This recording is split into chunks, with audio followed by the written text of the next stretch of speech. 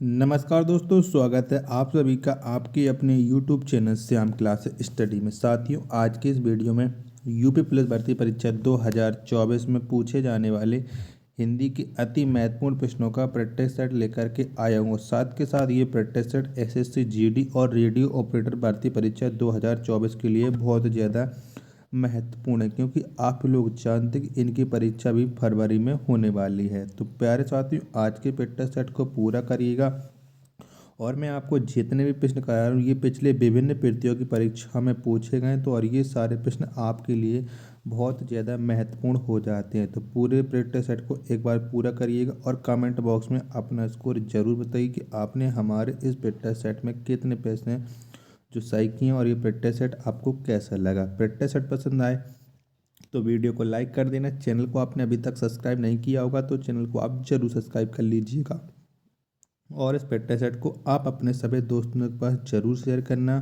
जो आपके साथ इन तीनों भर्ती परीक्षाओं की तैयारी मन लगा करके कर रहे हैं। तो इन्हीं सब बातों को ध्यान में रखते हुए शुरू करते हैं आज का अपना ये प्रैक्टिस सेट। तो पहला प्रश्न है आपके सामने कि आग शब्द का तत्सम है, तो कौन सा हो जाएगा आग शब्द का तत्सम। तो अग्नि, क्या अग्नि होता है आग का तत्सम। एक का आंसर ऑप्शन संख्या सी हो जाएगा। प्रश्न संख्या 2 है आपके सामने कि निम्नलिखित में से किसे वर्ष 2017 का भारतीय ज्ञानपीठ पुरस्कार प्रदान किया गया था। तो किसे मिला था वर्ष 2017 का भारतीय ज्ञानपीठ पुरस्कार। तो ये कृष्णा सोबती को मिला था। 2 का आंसर ऑप्शन संख्या डी हो जाएगा। अगला प्रश्न संख्या 3 है आपके सामने कि निम्नलिखित में से कौन सी बोली पश्चिमी हिंदी की नहीं है। तो कौन सी बोली नहीं है पश्चिमी हिंदी की। तो गढ़वाली, गढ़वाली ये पश्चिमी हिंदी की नहीं है। कन्नौजी, ब्रजभाषा, बांगुरी ये तीनों हैं, जबकि तो ऑप्शन नंबर बी इसका राइट आंसर हो जाएगा। नारायण का सही संधि विच्छेद किया है, तो कौन सा हो जाएगा नारायण का सही संधि विच्छेद। तो नर प्लस आयण, क्या नर प्लस आयण ये है नारायण का सही संधि विच्छेद। 4 का आंसर ऑप्शन संख्या ए हो जाएगा। प्रश्न संख्या 5 है आपके सामने कि बारडमाय में कौन सी संधि है। तो कौन संधि है तो बारडमाय, इसमें हो जाएगी व्यंजन संधि। क्या हो जाएगी व्यंजन संधि। 5 का राइट आंसर हो जाएगा ऑप्शन नंबर बी, क्योंकि आप लोग जानते हैं कि इसका जो संधि विच्छेद बनेगा वो बनेगा बाक प्लस माय। अगला प्रश्न है आपके सामने कि निम्नलिखित में से कौन सा अंतःस्थ व्यंजन नहीं है। तो आप जानते हैं कि जो अंतःस्थ व्यंजन होते हैं वो होते हैं इयाराला बा, जबकि जो बा है जो बा बकड़ी है ये है ओष्ठ व्यंजन। क्या है ओष्ठ व्यंजन है। तो 6 का आंसर ऑप्शन संख्या डी हो जाएगा। प्रश्न संख्या 7 है आपके सामने कि निम्नलिखित में से कौन सा घोष वर्ण नहीं है। तो इनमें से कौन सा नहीं है घोष वर्ण। तो का जो का है ये घोष नहीं है, ये अघोष वर्ण है। तो 7 का आंसर हो जाएगा ऑप्शन नंबर ए। बाकी के जो ये तीनों हैं ये घोष वर्ण हैं। अगला प्रश्न संख्या 8 है आपके सामने कि निम्नलिखित में से कौन से शब्द की वर्तनी शुद्ध है। तो इसमें किसकी वर्तनी शुद्ध है ये आपको बताना है। तो भागीरथी की ये वर्तनी शुद्ध है। ऑप्शन नंबर बी इसका राइट आंसर हो जाएगा। 20 में तो इस तरह से लिखा जाता है और कमेंट बॉक्स में आपको बताना है कि भाषा किस तरह से शुद्ध लिखा जाता है। प्रश्न संख्या 9 है आपके सामने कि हिंदी में किस विराम चिन्ह का प्रयोग सबसे अधिक होता है। तो कौन से विराम चिन्ह का सबसे अधिक प्रयोग होता है हिंदी में। तो अल्प विराम, क्या अल्प विराम का हिंदी में सबसे अधिक प्रयोग होता है। 9 का आंसर ऑप्शन संख्या सी इस प्रश्न का राइट आंसर हो जाएगा। प्रश्न संख्या 10 है आपके सामने कि निम्नलिखित में से कौन सा शब्द समूहवाचक संज्ञा है। तो इनमें से एक है जो समूहवाचक संज्ञा है ये आपको बताना है। तो सभा, जहाँ पर बहुत से लोग इकट्ठे होते हैं वो उसे सभा कहते हैं। सभा एक समूहवाचक संज्ञा है। तो 10 का आंसर ऑप्शन संख्या ए हो जाएगा। अगला प्रश्न है आपके सामने कि माली शब्द का स्त्रीलिंग क्या होगा। तो क्या हो जाएगा माली शब्द का स्त्रीलिंग। तो मालिन, क्या मालिन हो जाएगा माली शब्द का स्त्रीलिंग। 11 का आंसर ऑप्शन संख्या सी हो जाएगा। प्रश्न संख्या 12 है आपके सामने कि प्रत्येक का प्रयोग सदा होता है। तो प्रत्येक मतलब एक वचन रहता है कि बहुवचन में, कहाँ पर इसका प्रयोग होता है? तो प्रत्येक का प्रयोग एक वचन में होता है। कहाँ पर होता है? एक वचन में। 12 का आंसर ऑप्शन संख्या ए हो जाएगा। प्रश्न संख्या 13 है आपके सामने कि वाक्य में क्रिया का फल जिस शब्द पर पड़ता है उसे क्या कहते हैं? तो उसे हम क्या कहते हैं? वाक्य में क्रिया का फल जिस शब्द पर पड़ता है उसे हम कर्म कहते हैं। क्या कहते हैं? कर्म कहते हैं। 13 का आंसर ऑप्शन संख्या डी हो जाएगा। प्रश्न 14 है आपके सामने कि निम्नलिखित में से कौन सा मध्यम पुरुष सर्वनाम है? तो कौन सा है मध्यम पुरुष सर्वनाम? तो आप जानते हैं कि जो आप है ये मध्यम पुरुष सर्वनाम है। तो 14 का आंसर हो जाएगा ऑप्शन संख्या ए। अगला प्रश्न प्रश्न संख्या 15 आपके सामने कश्मीरी सेब सिंदूरी लाल होता है, इस वाक्य में सिंदूरी शब्द क्या है? तो क्या है? तो जो सिंदूरी शब्द है ये है एक प्रिविशेषण, क्योंकि ये विशेषण की भी विशेषता बता रहा है। इसमें जो विशेषण होगा वो लाल होगा और ये जो सिंदूर है ये प्रिविशेषण हो जाएगा। तो 15 का आंसर हो जाएगा ऑप्शन संख्या ए। जो कोई विशेषण की विशेषता बताता है उसे हम प्रिविशेषण कहते हैं। ये भी आपको इसकी परिभाषा भी आपको याद रखनी है।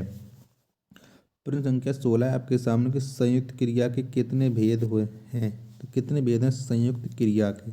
संयुक्त क्रिया के होते हैं 11 भेद। कितने होते हैं? 11 भेद होते हैं संयुक्त क्रिया के। तो 16 का राइट आंसर हो जाएगा ऑप्शन संख्या ए। प्रश्न संख्या 17 है आपके सामने कि उसने मुरारी को मारा था, इस वाक्य में कौन सा काल है? तो कौन सा काल है इस वाक्य में?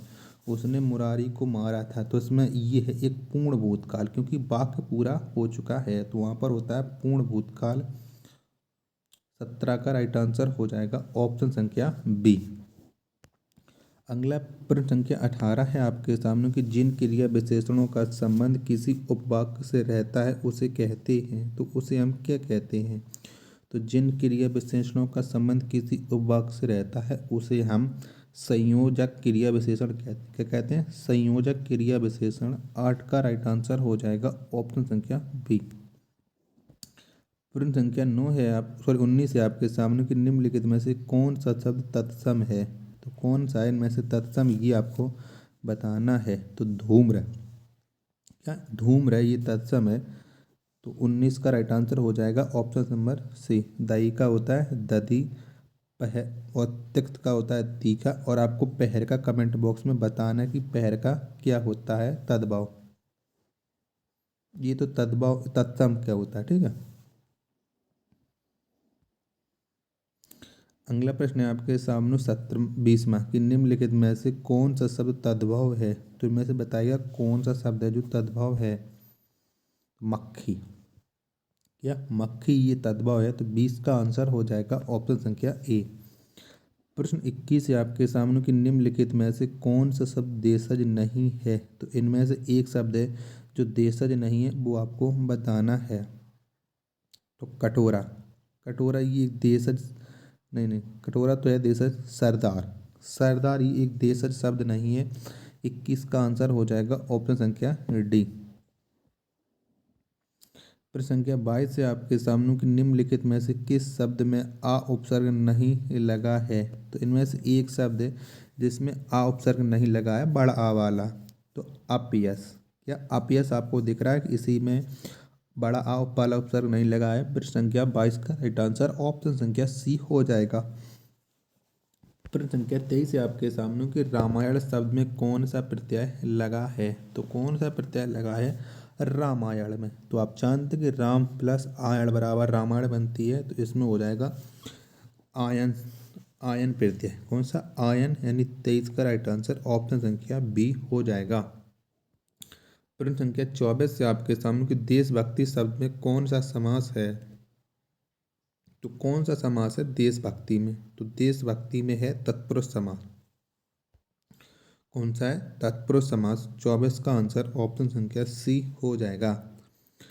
प्रश्न संख्या 25 है आपके सामने कि उसने खा लिया होगा, उसने खा लिया होगा, यह किस प्रकार का वाक्य है? तो आपको ऐसा लग रहा है कि ये पता नहीं है, संदेह है। संदेह लग रहा है आपको, तो ये संदेहवाचक वाक्य हो जाएगा कि उसने खाना खाया होगा कि नहीं खाया होगा। तो 25 का आंसर ऑप्शन संख्या डी इस प्रश्न का राइट आंसर हो जाएगा।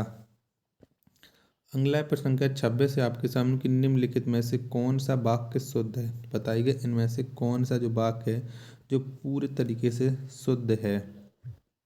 तो इनमें से जो शुद्ध वाक्य है वो है साहित्य और जीवन का अभिन्न संबंध है। 26 का आंसर ऑप्शन संख्या ए हो जाएगा। अगला प्रश्न संख्या 27 है आपके सामने कि श्री कृष्ण के अनेकों नाम है, इस अशुद्ध वाक्य का शुद्ध रूप है।